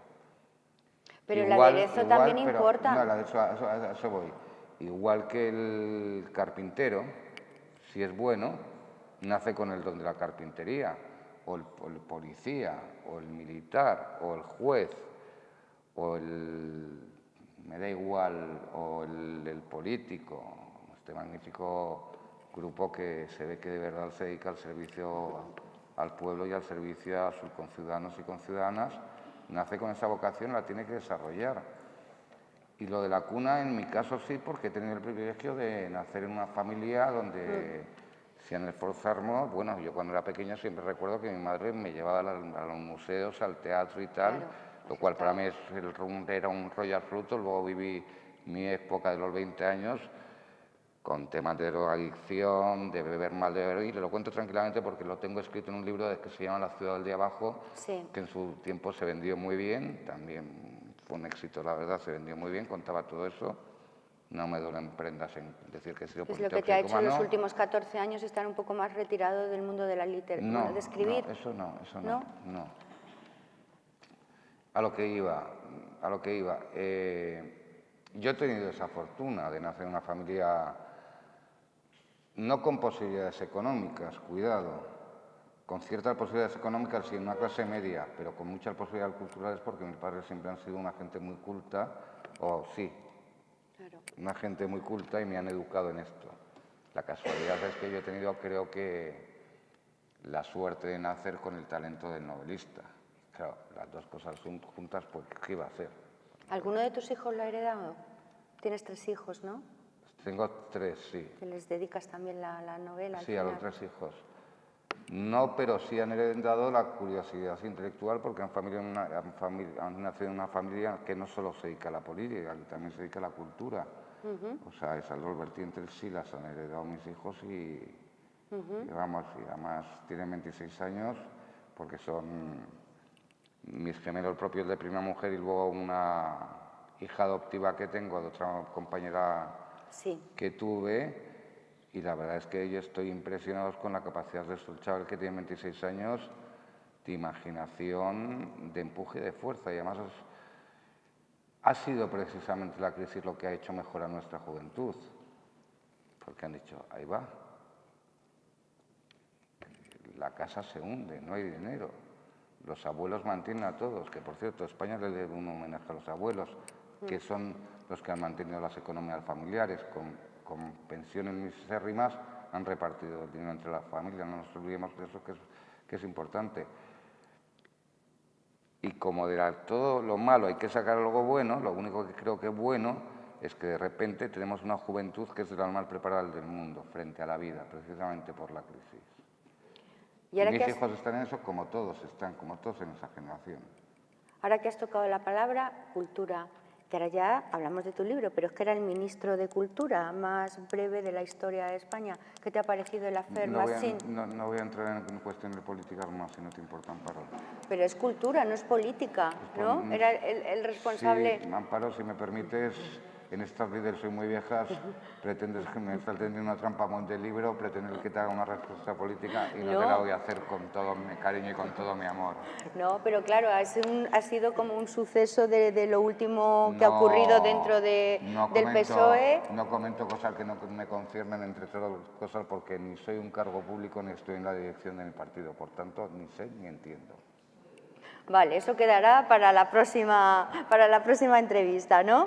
No, pero sí que es verdad que ahora mismo el PSOE está celebrando con esperanza que van a cambiar las cosas, que en este país había cosas que no funcionaban y están empezando Amparo, a funcionar. Te digo con todo el amor del mundo y con toda la sinceridad que creo que ya he hablado directamente mucho más de política que de mi libro y que yo creo que esta respuesta, si quieres una respuesta sensata desde alguien que conoce bien lo que pasa dentro del Partido Socialista, es de nuestro querido alcalde Nono. Uy, Nono, preguntarte por Maxim. Es gran amigo mío, entramos en Ana Rosa Quintana a ese programa. Claro, entramos juntos en el 2005, Maxim y yo. Maxim se quedó más tiempo, yo, bueno, es muy amiga tuya, yo me salí porque no estaba muy de acuerdo con las cosas que pasaban en ese programa, ¿vale? Yo me mojo un poco más. Pero es verdad que Maxim, como compañero, era estupendo. O sea, quiero decir, yo solo puedo hablar bien de las cosas que han ocurrido. Hombre, a mí me hubiera gustado conocerle porque, aunque sea brevemente, ha sido ministro de un gobierno en el que creo, pero no te voy a dar ninguna impresión porque simplemente ni tengo cargo, te repito, ni tengo cargo, ni tengo influencia, ni tengo poder y además no quiero tenerlo dentro del Partido Socialista Obrero Español. Igual ha pensado Pedro Sánchez en ti para algo. No lo creo ni lo quiero porque lo mío es la novela y en estos momentos la dulzura. ¿Y las dos que van a venir después? Háblanos de ellas. Dentro la segunda de la se llama Tercer acto de la infamia, la segunda es sobre las víctimas de ETA. Es una novela que ya ha empezado y esta me está costando mucho, porque claro, tengo en la cabeza todo el día el asesinato de mi tío. Por cierto, lo mataron delante de mi primo José Mari. Sí, y un buen amigo mío, que no voy a decir el nombre, salió corriendo a enfrentarse con los terroristas y casi lo matan también. Buen amigo mío y buen amigo de mi primo. Me está costando mucho, se llama La vida callada. Y hay dos asesinatos, uno de un político y otro de un trabajador. ¿Por qué? Porque ETA siempre ha matado de manera indiscriminada. El atentado de Hipercor lo demuestra. A ellos les ha dado igual matar a quien sea. Con un matiz que me parece muy importante cuando oía esas absolutas tonterías, y me voy a permitir una frase un adjetivo un poco más absurdo, mamarrachadas. Cuando se comparaba lo que pasaba en Euskadi con Irlanda, mentira. En Irlanda había dos bandas armadas de pistoleros, unos católicos y otros protestantes, pero eran todos pistoleros. En mi tierra, en Euskadi, había ciudadanos pacíficos, indefensos porque no iban armados, porque eran gente amante de la libertad y del Estado de la ley, y ampones y mafiosos armados y asesinos. O sea que cuando a mí alguien me dice que hay una comparación entre Irlanda y Euskadi. Mira. Me río y no debato, no contesto, porque me parece tan absurda la comparación que no merece la pena. Dicho esto, en el libro que se llama La vida callada, que tiene título, ya que estoy escribiendo y espero publicarla en octubre del año que viene, porque ahora publico, no, en octubre dentro de 2 años, porque ahora en octubre publico una novela infantil. ¿Ah, sí? Luego, en mayo, reedito una novela de hace 5 años y mi primer libro de poemas. Al mes siguiente, otro ensayo en el que estoy trabajando, y dentro de 2 años el de La vida callada, que es el libro de terrorismo de ETA, que creo que va a ser... ¿Con Almuzara también? Sí, con Almuzara, que creo que va a ser... Yo voy a intentar que sea una novela. No sé si la acabaré. Todos los libros cuando se empiezan no se sabe si se acaban porque te atascas. Yo tengo en el cajón 4 libros que no puedo acabar porque, por la razón en que fueran, te atascas. Ese es el segundo, La vida callada, que trata sobre 2 asesinatos a 2 familias, uno de clase trabajadora y otro un concejal. Y el tercero trata del atentado de Marrakech, por lo que he dicho de los musulmanes. Y esa es una historia de amor entre un judío y una musulmana de Marrakech, que se llaman, ¿cómo se llama? Y se me acaba de ir. Porque ¿El nombre de los protagonistas? No, la rama del musulmán que tienen los marroquíes, que son los únicos del mundo. Se me acaba de ir. Bueno, es que no son ni sunitas ni chiitas, todas las religiones del Islam se ven en chiitas, en sunitas y en la marroquí, que se me acaba de ir el nombre, no me acuerdo. Y entonces, ¿qué? Sí, justo, los alagüitas. Los alagüitas. Los alagüitas es la tercera. Los alawís. Muchas gracias, los alawís. Sí. Muchas gracias por el apunte. Y la tercera va sobre eso. Y ahí acabo ya con el terrorismo. No, que estoy ahí, que veo que tienen las preguntas. Señor alcalde. Bueno, Esto no. Sí. Ahora. Bueno, por supuesto daremos ahora oportunidad también al público para que pregunten. Ahora para que pero pregunten, sí. La verdad que me ha dado mucho para, no solo preguntas, sino reflexiones, porque sabía que hoy la presentación del libro también iba a ser especial y iba a ser un honor para nosotros pues contar con Daniel aquí y además contando también con Amparo, que ha hecho su buena labor de periodismo intentando sacarte cosas que... Es su obligación. O sea, es su obligación de periodista He hecho también. mi trabajo, Por eso digo que ha hecho señor su literato. trabajo No, muy bien oye, porque... por supuesto, yo encantado, es tu trabajo, es tu obligación además. Claro. Por eso digo que ha sido un placer pues estar aquí hoy pues, con ellos dos como protagonistas sobre todo. Me he hecho varias reflexiones que además me he apuntado incluso algunas como aprendizaje para mí, pero sí he tomado algunas cositas para que me gustaría que entrara un poquito más en profundidad o que nos explicaras, por ejemplo. Algo que me planteo es, además de dar a conocer el libro desde el amor, ¿tienes algún otra causa por la que hayas, o finalidad por la que hayas escrito ese libro, además de dar a conocer y tal? Sí. ¿Hay algo autobiográfico? Sí, todos los libros sí, pero también entra entre la técnica literaria. En técnica literaria el protagonista siempre es el alter ego del autor, construido desde una de las muchas facetas que tiene una persona. Una persona está hecha de muchas facetas. Entonces, en técnica literaria, cuando te inventas un personaje que trata sobre un tema determinado, siempre el tema es el que hace avanzar la trama principal. Y el novelista, una de las variantes del novelista es el alter ego del personaje. Su alter ego siempre es el protagonista, aunque esta novela sea bastante coral. Esta novela es muy coral, esta novela es muy coral. Pero en técnica literaria, el protagonista siempre tiene que ser o más guapo que el autor o más feo que el autor. Si es un personaje malo, tiene que ser peor que el autor. Si es bondadoso, tiene que ser más bondadoso que el autor. Si es alcohólico, tiene que ser más alcohólico que el autor. Si es una persona sobria, tiene que ser más sobrio que el autor.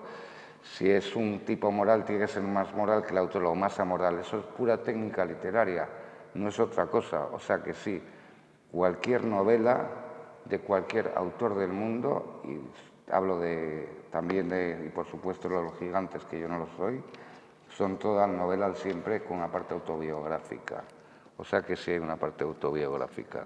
Pero mi pregunta, finalidad, además de dar a conocer la historia de lo que pasó en el 11M y hacerlo desde una parte, desde el punto de vista del amor, otra finalidad, poner en cuestión a lo mejor el daño que siempre ha hecho ETA o que ha hecho el terrorismo hacia las sociedades, otra finalidad además de dar a conocer esa historia. Hombre, hay una finalidad social, por supuesto. Primero contar desde la emoción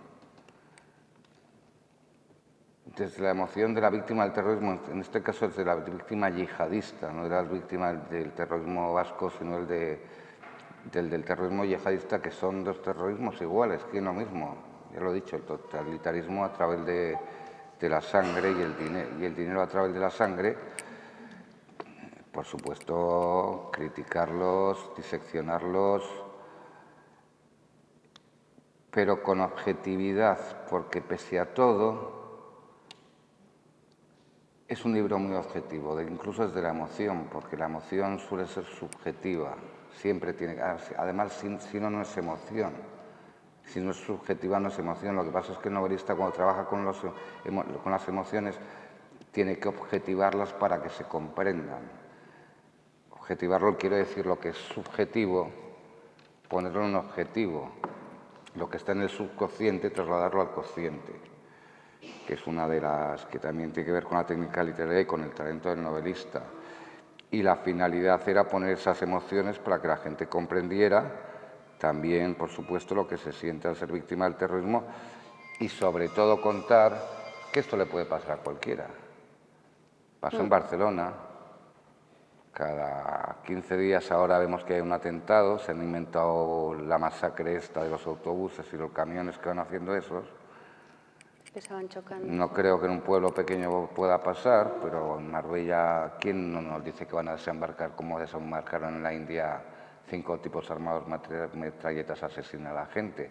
O sea, esto hay que concienciar a la gente para que andemos con un poco, no digo con miedo, porque el miedo, el problema que es que si uno anda, todos tenemos miedos, es bueno tener miedos, es que es lo que los toreros siempre lo dicen, los toreros tienen valor precisamente porque tienen miedo.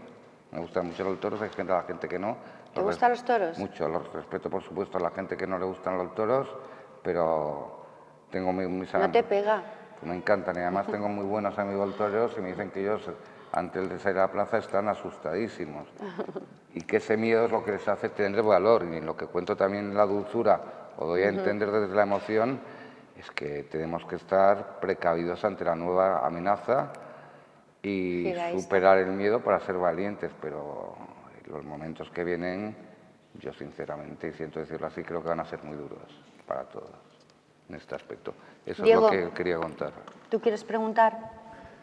Tenía otra pregunta, pero si quieres... ¿Os turnáis o hacéis las...? Termino yo, si quieres. También referido a la dulzura, he oído que, y es verdad, te doy toda la razón, que siempre, a lo largo de toda la historia, ha habido terrorismo. Ha habido terrorismo. No sé si muchas veces relacionado o excusado en religiones o no, pero siempre ha habido terrorismo. ¿Dejas alguna opinión tuya en el libro también de cómo vencer ese terrorismo, cómo hacer para que no haya, si la sociedad es la que tiene que hacer, además de la fuerza y cuerpo de seguridad que tienen que hacer su trabajo, pero si hay alguna vacuna, solución o algo sobre la historia? No he querido entrar en eso, por una razón muy sencilla. En la historia de ETA sí entraré. En la historia de ETA sí entraré, porque, bueno, conozco muy bien el fenómeno del terrorismo vasco, pero conozco muy bien el fenómeno del terrorismo yihadista. Uno cuando hace una novela, aparte de haberlo vivido, se tiene que documentar y mucho. Yo para hacer la novela de ETA, la verdad, me he leído 2 libros que me faltaban de leer porque me habré leído 50 o 60, todos los que hay, menos 3 o 4 que no os voy a decir cuáles son los autores porque son malísimos y no estoy aquí para poner a parir, por supuesto, el trabajo de nadie, aunque me parezca malo. Pero yo he leído libros sobre yihadismo pero he preferido no entrar en esa reflexión porque entonces me cargo la novela. Una novela es equilibrio. Equilibrio. Y si yo hago un libro desde donde todo es emoción, aunque no meto ninguna reflexión sobre por qué vivimos en un mundo terrorista, la meto aquí, o porque vivimos en un mundo donde el terrorismo viene pegando fuerte. Sí meto una reflexión importante sobre lo que yo considero que son las víctimas del terrorismo. Si quieren se la leo, si me dejan, si me dan un permiso, que es la única reflexión que hago. A ver si lo encuentro porque está al final de Estela. Sí, Estela. Espérame un segundo.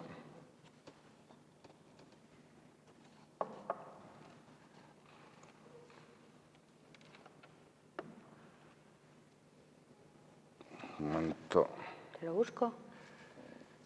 No, es que no lo voy a encontrar, voy a perder el tiempo. Bueno, No, tú habla y a yo lo te lo que busco iba. mientras. Sí, es cuando Así Estela habla de compráis, así reflexión. compráis el libro, que tampoco vamos a decirlo todo, Yo sé ¿no? dónde Tendrá que está. comprar, que los escritores viven de vender libros. Vivimos de esto y nos están haciendo la vida imposible los piratas, por cierto, que comemos de esto. Eso. Que iba a decir que yo no he querido, tienes razón, pero te voy a explicar. Bueno, alcalde, no le he preguntado antes si le importa que nos tuteemos en público. Por supuesto que sí. Gracias, gracias. No he querido, un libro tiene que ser equilibrio, cualquier libro tiene que ser equilibrio. Estela, aquí está.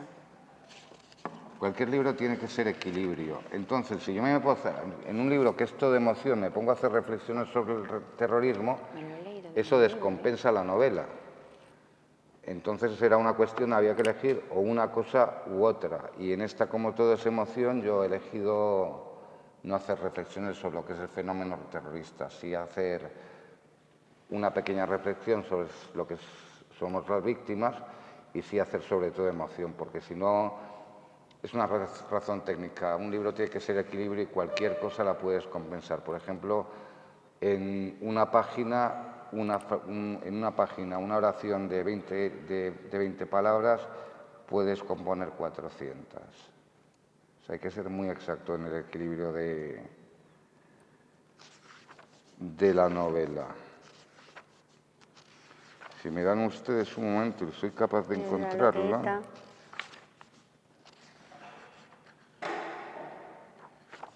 Vale, aquí no está. ¿No es mejor que lo compren y lo lean? Sí, tienes razón. No, es que no lo voy a encontrar porque no me acuerdo ya dónde Ese era está. el final de Estela, donde yo te lo he marcado. Sí.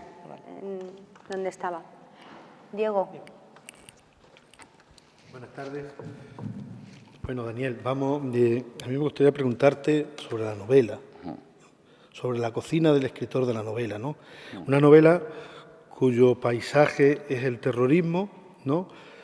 Pero en donde he leído algo de la crítica, ¿no? Con respecto a la misma, ya se ha dicho en la mesa, es de fácil lectura, es fluida,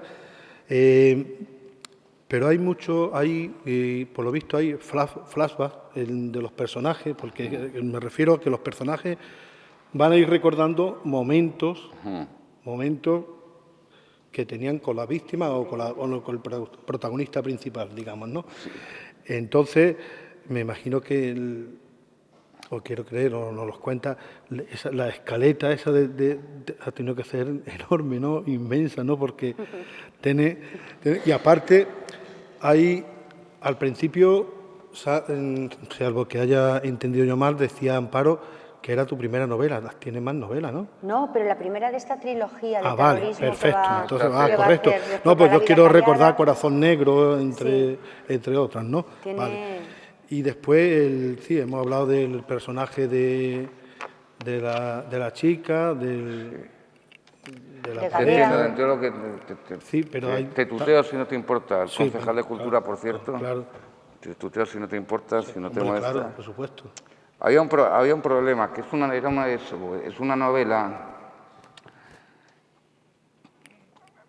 A mí no me gustan el 90% de los... En guiones sí, se suele hacer, yo tampoco lo hago, que es en guiones de cine, que escribo guiones de cine, el 90% de los guionistas lo hacen, pero yo no, que es hacer una escaleta, quiere decir, escribiendo al folio esto es lo que va a pasar en la novela. Ninguno de los grandes escritores del mundo lo hacen. Que yo conozca, en novela negra solo lo han hecho dos, lo hacía Patricia Highsmith y lo hace James Ellroy. Para mí, en mi opinión, respecto a todo, podría decir el mejor, pero como siempre suena mal, voy a decir el que más me gusta de novela negra, el James Ellroy. Y Ellroy, siendo para mí el que más me gusta, el mejor escritor de novela negra en activo actual en Estados Unidos, es de los pocos escritores que hace escaleta. Quiere decir que en 10 páginas ya tiene diseñada toda la novela. En 50 páginas, que son novelas de 600 y 800 páginas. Yo no. Yo empiezo con la historia. La verdad es que esta novela me ha costado mucho porque voy del pasado al presente, del presente al futuro, del futuro al pasado y del pasado al presente. Y la cocina de la novela, para mí lo más difícil de una novela no son las 30 páginas primeras, que es lo que dicen siempre todos los escritores, es la estructura. La estructura es cómo vas fijando los tiempos en los que se desarrolla la novela y por la que pasan. Y como todos los personajes las recuerdan a la persona que no sabe si se ha ido o no en uno de los trenes de la muerte, que es la gran incógnita, que se lee como una aventura en la novela, la trama principal. El problema es cómo plantearse eso, cómo vamos a hablar al mismo tiempo en pasado, en presente y en futuro de la misma persona. Y eso es estructurarse, eso es edificar, porque una novela es como un edificio. Tienes el plano hecho al final, pero ves que el plano no te sirve. Hay que colocar una habitación que estaba aquí y te das cuenta que no está equilibrada. Siempre vuelve a lo mismo, al equilibrio y a la estructura. Entonces la cocina del escritor es siempre la estructura. Y me ha costado muchísimo porque a veces se habla del futuro, de ahí pasamos al pasado y de ahí pasamos al presente. Y me ha costado mucho porque quería decirte la crítica también, y además estoy contento porque es la primera vez que la crítica es unánime, no sé por qué sea, porque llevo 30 años escribiendo y ya me tocaba, yo qué sé. Ya te tocaba, hombre. Estoy satisfecho. Voy a ser un poco egoísta. Voy a ser egoísta. Estoy satisfecho que por primera vez después de 30 años escribiendo, muchas horas al día, pues la crítica sea unánime. Y me costaba mucho eso y que además el ritmo fuera fluido, que fuera como una película. Golpe, golpe, golpe, golpe. Y es casi como eso, como un guión, se hará alguna película, porque se han hecho canciones del 11M, La oreja de Van Gogh, Toulouse Casal, pero no se ha hecho ninguna película todavía del 11M. No. ¿Tú crees que podría ser La dulzura? Hombre, a mí me encantaría, pero no lo sé, no lo sé. Es que es verdad, no tenemos ninguna película todavía que hayan sacado. No, en cambio sí hay Una serie. No, hay una película maravillosa sobre el mundo de ETA y las víctimas que de hace años, además se la rodó desde una camioneta que se llama Todos estamos invitados, de Manuel Gutiérrez Aragón. Y a lo mejor, no puedo decir nada, el año que viene hay otra película sobre las víctimas de ETA, de otro novelista que también es guionista y director de cine. Hasta ahí puedes leer, ¿no? Hasta ahí puedes leer, ¿no? Que ya está escrita y hasta ahí puedo leer. Lo conocemos, ¿no? Creo que está en esta mesa. Y eso te iba a decir, digo, igual estoy bastante cerca de él, pero digo, Pero no sobre sé. ETA, pero sobre esta novela no sé si va a haber, no creo que haya, no lo sé, no tengo ninguna noticia. Es así. Ninguna noticia fiable, porque en el mundo del cine, igual que en todo el mundo sabe que en esta vida, en último momento, todo se puede caer. Es algo inevitable, pasa siempre. Y lo que es la voz narrativa, al estar pasando pasado, presente, Cambia, futuro, cambia. La voz narrativa y el diálogo, ¿tiene bastante diálogo la novela o la voz narrativa es la que va a dirigir? No tiene demasiado diálogo, tiene el diálogo normal, el normal de cualquier novela. Vas sola, Diego. Te empiezas y te tienes que parar porque es la No, ya pero te tienes entiendo, hambre o... porque cuando hablo te entiendo, digo, cuando dices eso. Cuando Sí. está una novela que está escrita en presente, en pretérito y en primera, segunda y tercera persona. O sea, en yo, tú y él. Y encima en soy y estaba. Y todo cambiando al mismo tiempo y cada 20 páginas. Y encima funciona. y diálogos tiene los que yo consideraba necesarios, porque además la novela es como cualquier obra de arte. Tú no puedes meter en una novela todo lo que quieras. O sea, me hubiera gustado contar muchas cosas más, pero como tiene que existir ese equilibrio, la novela te demanda una serie de cosas y por muy bueno que seas, tú no puedes meter todo lo que quieras. Es como la silla que hace un carpintero. La silla demanda estos elementos. No metas más de eso porque eso ya no es una silla, es otra cosa. A eso creo que te referías. No sé si te referías. Correcto. Hombre, porque claro, entre tanta voz narrativa y, o sea, la voz narrativa cambiando con el tiempo y todo lo demás, y que fuera fluida, la verdad que tiene que estar muy cocida, como decía, muy elaborada y sobre todo muy estructurada para que tenga esa fluidez de la que se habla. Sí, Mira sí, qué descripciones hace tan bonitas. Es meritorio, Mira, pero... ¿puedo leerla? Sí, claro. Me di una ducha rápida, tomé un expreso, bajé al garaje, arranqué camino de la clínica. La lividez de la noche moribunda, la fosforescencia apagada del nuevo amanecer comenzaron a llenarse de destellos de sirenas, ambulancias, patrulleras, bomberos. Me recordó al Nueva York del 11S. Madrid sufría un accidente de proporciones bíblicas o una catástrofe natural, o quizás no. Conjuré los malos pensamientos y me concentré en la carretera. El amanecer se pintaba de rojo sangre, los edificios reflejaban luces lívidas. La carretera, bajo las llantas, parecía un acordeón oxidado. Tuve un pálpito, algo profundo, algo estaba resquebrajándose. Fuerzas poderosas fustigaban a la ciudad. Sí, ese tipo... Muy bonito. Es el tipo de literatura que hago porque me gusta que sea lírica. Y tiene el mérito, conseguir todo esto, tantas voces, tantos tiempos, tiene el mérito, pero tiene el mérito justo. Llevo escribiendo desde tengo 19 años, viviendo como profesional y publicando desde que tengo 20 años, y después de 30 años escribiendo un mínimo de 8 horas al día, pues es normal que sepa algo del oficio. Disciplina de monje, que se llama.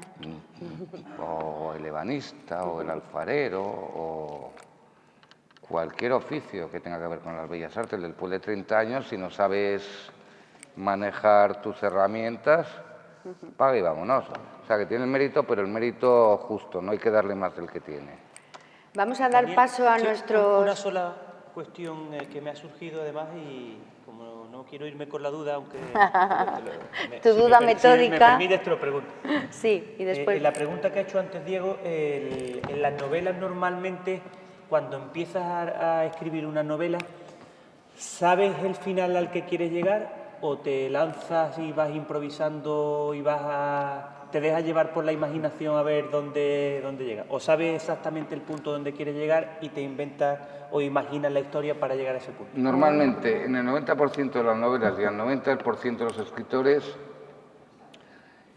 el 100% son dos cosas diferentes. En el relato breve, cuyos maestros o cuyo reinventor, el del relato breve en el siglo XX han sido por la parte de la lengua castellana Julio Cortázar y por la parte de la lengua inglesa Raymond Carver. En el relato corto siempre tienes que saber el final. En la novela nunca tienes que saber el final.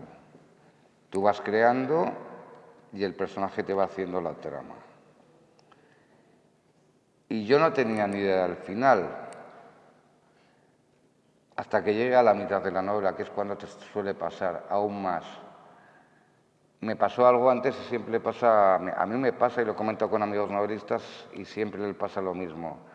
Y suele pasar hacia el primer quinto de la novela, cuando los personajes empiezan a coger vida propia, que hacen lo que quieren, van con quien quieren, digan con quien quieren, esto es un desastre, ¿qué haces, amigo mío? Entonces sabes que tienes la novela, porque los personajes viven al margen del autor, y es cuando hay que agarrarlos. Y los vas guiando, no sabes a dónde, pero cuando hacen lo que quieres, porque hay un momento que los personajes, aunque es muy curioso porque es una es una sensación de novelista que tenemos muchos novelistas, además, que de repente el personaje hace lo que quiere. Dice, pero si yo no lo quería poner aquí, ¿qué leches hace esto aquí? ¿Por qué me has metido en esta situación? Entonces ahí es cuando un novelista tiene que agarrar al personaje y empezar a guiarlo y a dirigirlo, pero nunca sabe cómo acaba la novela. ¿Y te pasa eso que cuando te llegas te están llamando para cenar y no te vas a cenar y continúas y amaneces escribiendo, ¿no? No, yo antes lo hacía, antes escribía de noche, pero ahora solo escribo de día. Y ahí, bueno, cuando empiezo un año, lo normal son 8 horas al día, pero cuando estoy ya los últimos 3 meses son una media de 15 horas al día escribiendo, sin hacer nada más. Que no cenes. Voy a la nevera, me hago un sándwich o lo que sea, pues no. Normalmente curro de entre 8 y 15 horas. Va a ser otra cosa, pero sí va a tener que ver con el amor, porque la segunda novela,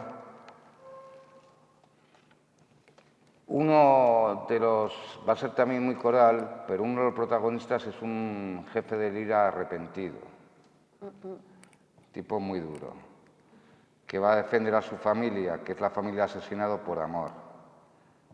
Entonces, mientras esta es muy intimista, la segunda va a ser también una novela intimista, pero va a tener mucho de thriller cinematográfico. Y voy a mantener la historia intimista, pero en la segunda ya me voy a meter en más acción. Porque siendo una trilogía, no quiero que sea... Hombre, es muy arriesgado hacerlo, a ver cómo me sale, pero siendo una trilogía sobre el mismo tema, quiero contar el tema desde diferentes registros literarios. Va a ser una historia de amor, pero va a tener acción además. Y la tercera va a ser absolutamente amor toda. Dos Puro historias amor. de amor. Vamos a ver. Una pregunta interesante, pero yo me plantearía otra cosa. ¿Las personas son iguales y lo que hacen es igual o no al margen de sus costumbres? Esa yo creo que es la gran pregunta. Al margen de su idiosincrasia, al margen de la cultura que hayan recibido, de la religión que profesen, del país en el que vivan, de la lengua que hablen. Las personas son iguales en todo. Son malas, son buenas, son grises. ¿Son morales o no son morales? ¿Eso en qué se proyecta? En que todo lo que hacen es lo mismo, por tanto todos los terrorismos son iguales. O sea, que creo que es más importante siempre...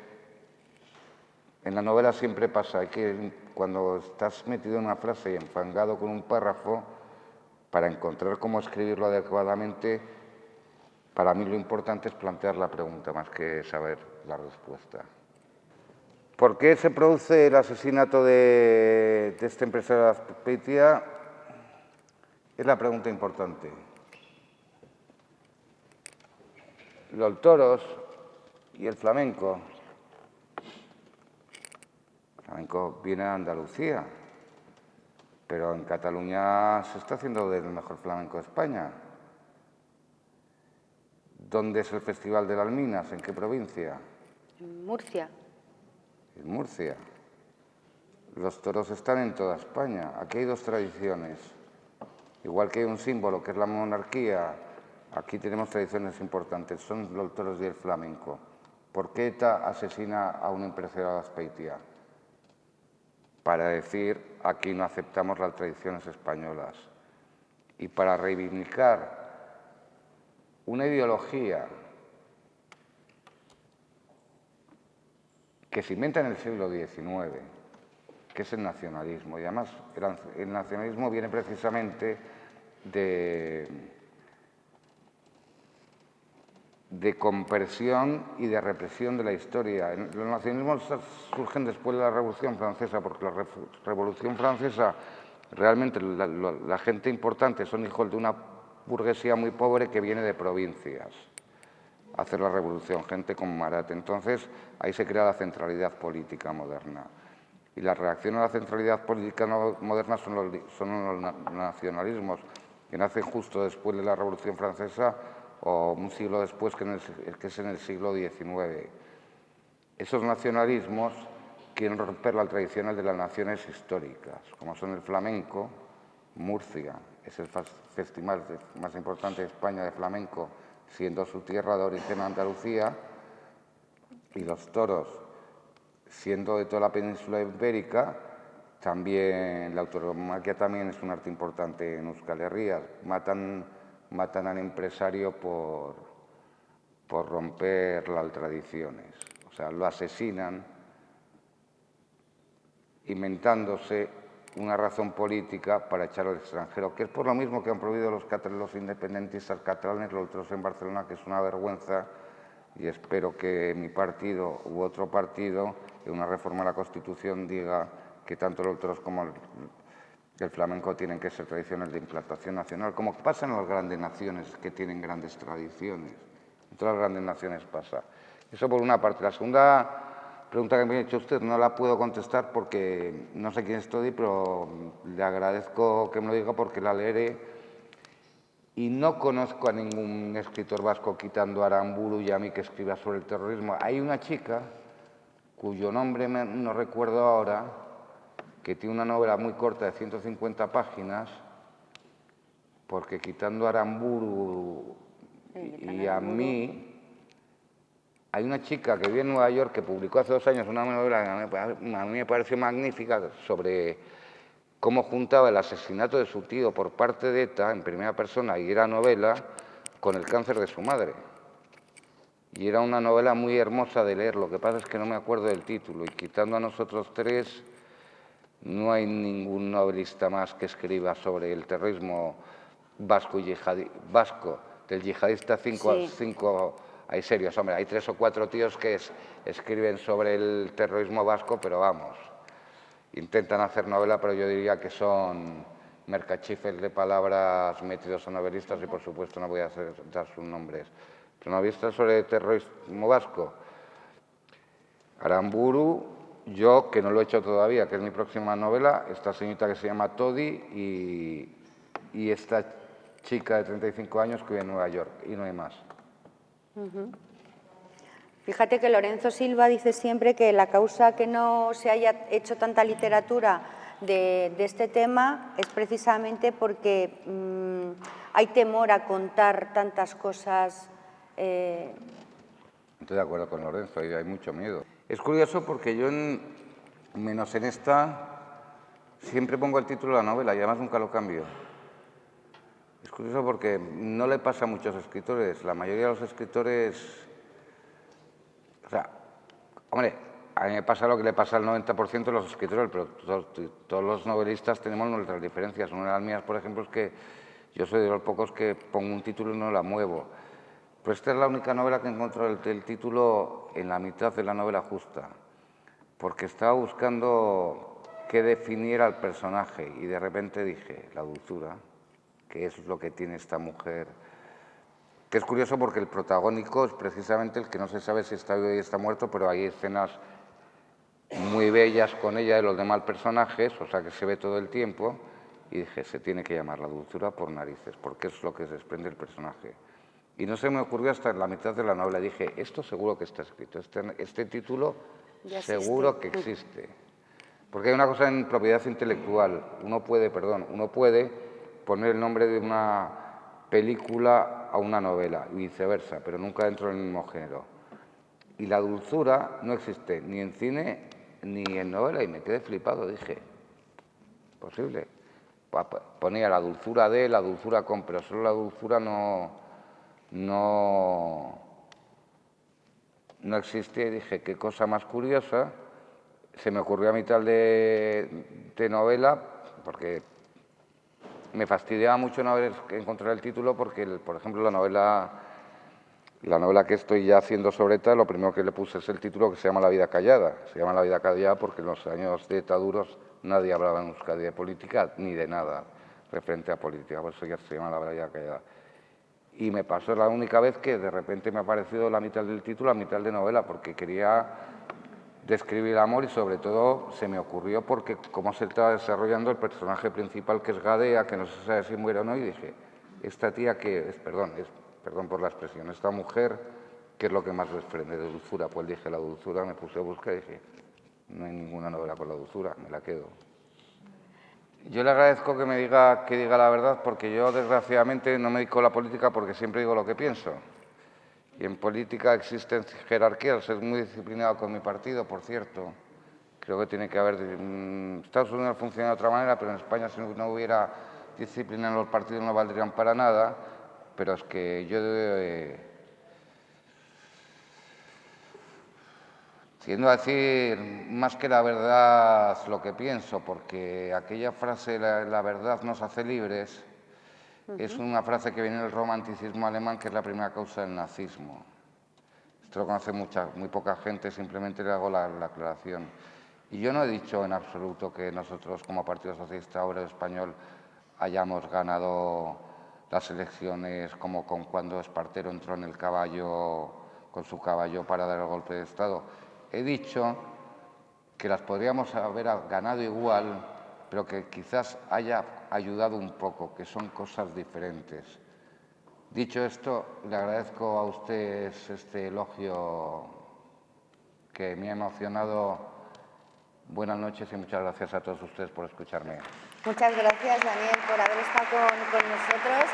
Y aquí tenemos los libros que os lo va a firmar y os lo va a dedicar. Y que os animo de verdad que lo compréis porque se bebe en un día, ¿eh? Cuesta pararse y dejar de leer.